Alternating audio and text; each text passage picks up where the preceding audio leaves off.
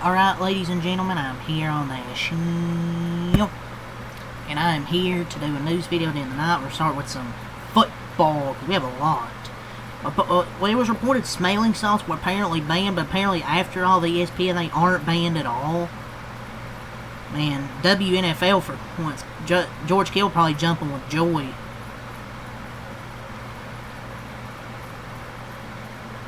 So, Archie Manning believes that his grandson, Arch Manning, won't declare for the draft and will stay at Texas. Arch isn't going to do that. He'll be at Texas. It's way too early to say that. If he balls out this year, I think he's gone. But if he doesn't, then I think he'll stay another year. But I don't think it's surprising, dude. Believe. I mean, he said it himself. I don't know why everyone's surprised this. Peyton and Eli did the same thing. I don't think he's gonna leave after 1 year unless he has just such a good year that he can't stay another year. But even then, I think he still would stay. Romeo Dunze, in quote, told me Caleb Williams can be the best quarterback in the NFL. I mean, anyone. I won't say anyone. What's he supposed to say? Yeah, he's going to continue to struggle and complain about it because he's been struggling in training camp, but he's not going to just say, oh, he sucks. But I don't know if I would go up there. I don't know if I would say, oh, yeah, he can literally be the best quarterback in the NFL. I don't think he's going to be better than Josh Allen, Lamar, Mahomes, Burrow. No way, man. So, Travis Kelce says he threw the Super Bowl in the trash and moved on from it a while ago. I've thrown that thing in the trash. I've moved on. It happened sooner than you can imagine. I was pretty focused on this year in the offseason. Oh, what's he gonna? What do you think he's gonna say? Oh yeah, me and Taylor Swift. Oh, we cried all summer. Like, what do you think he's gonna say? I mean, they've won Super Bowls before. I'm sure they've won what, 2 or 3. I'm sure he can handle losing one. You know, it's tough to lose going for a 3-peat and you get blown out, but you just have to move on to the next season. Trevor Lawrence, he's campaigning for Travis Hunter to play more on offense. I don't know. We'll see how much he plays on both sides of the ball. I know he will. I just don't know how much. So, it was reported earlier today that Texan safety C.J. Gardner-Johnson was getting carted off the field with what appeared to be a serious knee injury. We'll get to more of an update. I mean, he's going to go crazy on Instagram this season. 49ers star wide receiver Brandon Ayuk's knee is unlikely to be clear for the team's season opener, says the GM John Lynch. You know, remember he tore his ACL last season. Man, that big contract just to, get a season-ending injury and not even be available for the season opener. Some happy birthdays to Jalen Hurts and Kyler Murray. Yeah, their birthdays are today, so happy birthday to them. So the Steelers and veteran defensive tackle Cameron Hayward have not made any progress this summer on a restructured contract per Schefter.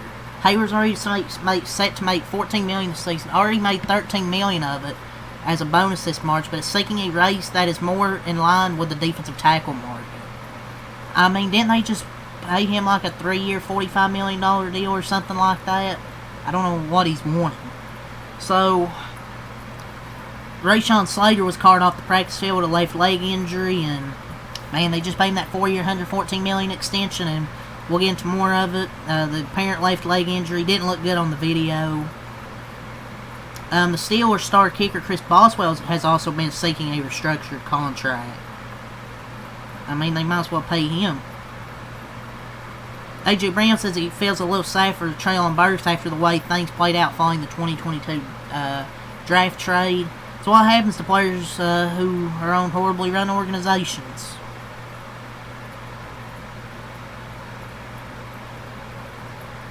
So, Cameron Hayward with a cryptic message to his Instagram story with an update. When you take things for granted, the things you were granted get taken.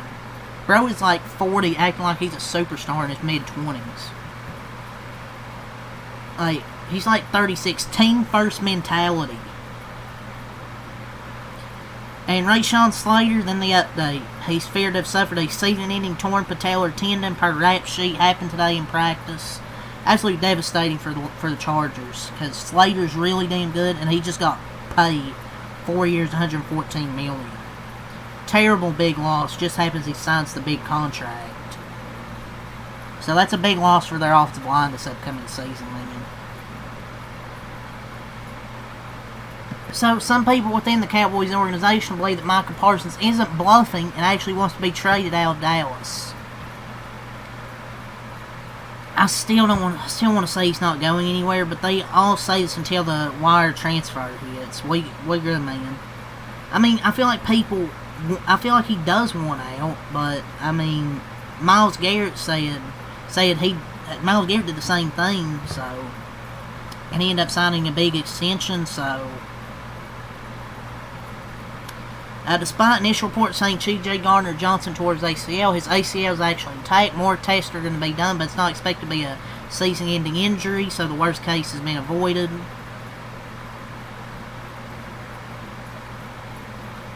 Texas DB Jimmy Ward has been arrested second time.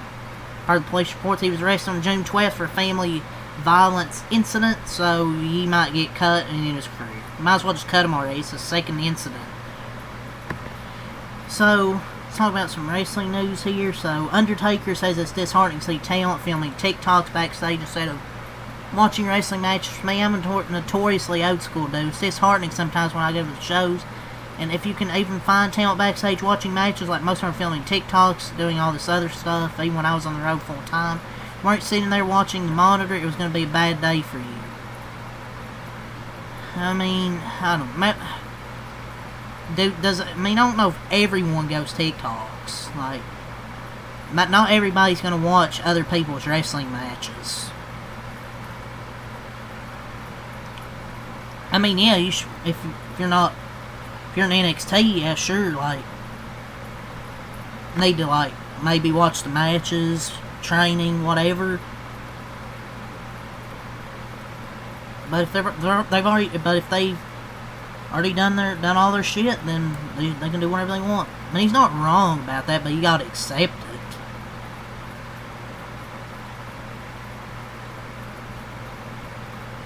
AEW Dynamite last night pulled in 711,000 viewers, a jump of just under 100,000 from last week. Second time they covered 700K. Yeah, one good week, and they'll go. One good week, and they'll go back to where they are. Or they've got some competition. The AEW sickos will say. Yeah, the ratings will always be higher than AEW. They're not going to get towards 1 million viewers ever again. There are no plans to turn Cody Rhodes heel anytime in the foreseeable future via WrestleVotes Radio Backstage Pass.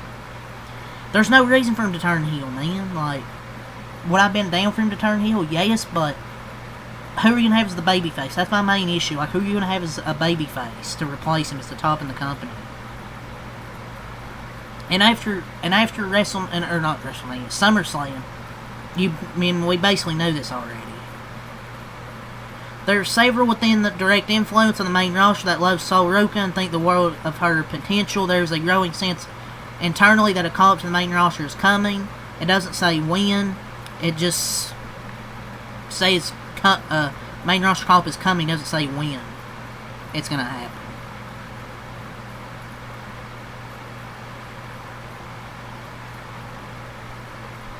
Roman Reigns is scheduled for Clash in Paris later this month via WrestleVotes Radio Backstage Pass. And it said Roman Reigns versus Seth Rollins Seth Rollins is being saved for a future pay-per-view via WrestleVotes Radio Backstage Pass. Are we gonna get this at Clash at Paris? Or it says future pay-per-view. I don't know. That's gonna be interesting because he's scheduled for Clash in Paris. And he's also advertised for Raw on August 25th in Birmingham, England.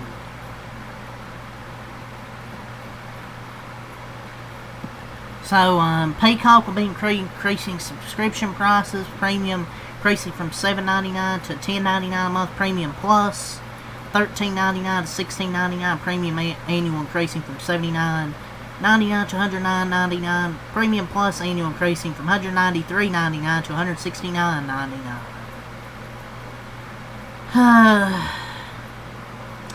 I mean, everybody's just raising their prices, just trying to price out people from actually wanting to watch their fucking shows.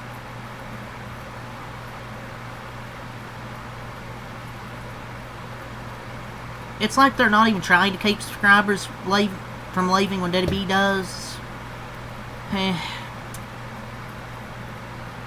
Or did this already happen? I don't know. But yeah, that's all the wrestling news, ladies and gentlemen. Let's go over NASCAR. Again, the schedule. I mean, I go over this like 3 times a week when I do these. But, Friday, tomorrow, 10 a.m. ARCA practice and qualifying, 11:35 FS2. Truck practice and qualifying, 2:13 on FS2. The ARCA race, 5:22 on for trucks on FS1. 9:30 Saturday. CW Xfinity practice and qualifying, 12:05 True TV Cup practice and qualifying, 2:30 the CW pre-race, 3:20 on the CW Xfinity Green Flag. Trucks, 5:22. Then Sunday, 1:30 on USA pre-race. Then 2:05 on USA the Cup Green Flag. It's going to be in the 80s with 5% chance of rain. So that is the schedule for tomorrow. Truck take today at the Glen. Zealot's truck failed twice, so the truck crew chief was ejected, and they will lose pit selection for Richmond. That's just karma for Nice, not for Zealot's, because that's one of my favorite drivers, but karma for the team, to say the way, to say. So Mike Ford on Holler talked about the 2026 schedule. I think we're probably 3 weeks away, let's say, on when that schedule drops. He made this comment during a discussion about Iowa and its future. So maybe in about 3 weeks, maybe schedule will be released. We'll have to see. Kyle Larson had a hot take about Talladega Nights. Like the movie, I think it did not do anything good for our sport. I think it turns more into a joke. Which, I agree. I mean, I love the movie, because it's Will Ferrell and I like comedy. But, it didn't really do anything for NASCAR in the long term. But I love the movie, though. So, NASCAR has granted Austin Hill a waiver to remain eligible for the 2025 playoffs. So, basically, the suspension is basically a waste.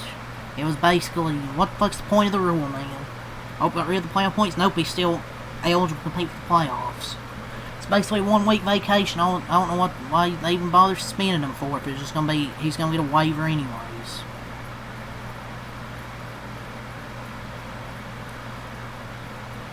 The roster for the NASCAR game is dropped for all the series. Michael McDowell, number 11 Chevy, will feature Bailey Zimmerman's second album, Different Nights, Same Radio, this weekend at Watkins Glen. I mean, they won with the first car, man, they can win again.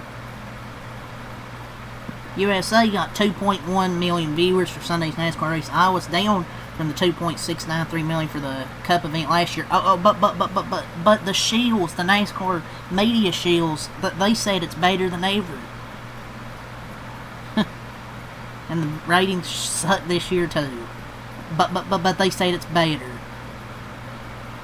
than it's ever been. The Xfinity race got 1 million viewers, so there's that. At least they got something. And Kevin Harvick basically said this car sucks on his podcast, and they changed the restart zone. So nice. So Justin Haley could potentially be on the hot seat if he doesn't start getting consistent results. Kind of laced on the silly season, that he could be on the hot seat. So some NBA news to end it off here. Malik Beasley was evicted from his Detroit apartment after reportedly being sued twice this year for failing to pay $21,500 in rent. Man, my God, his career is going to the shithole.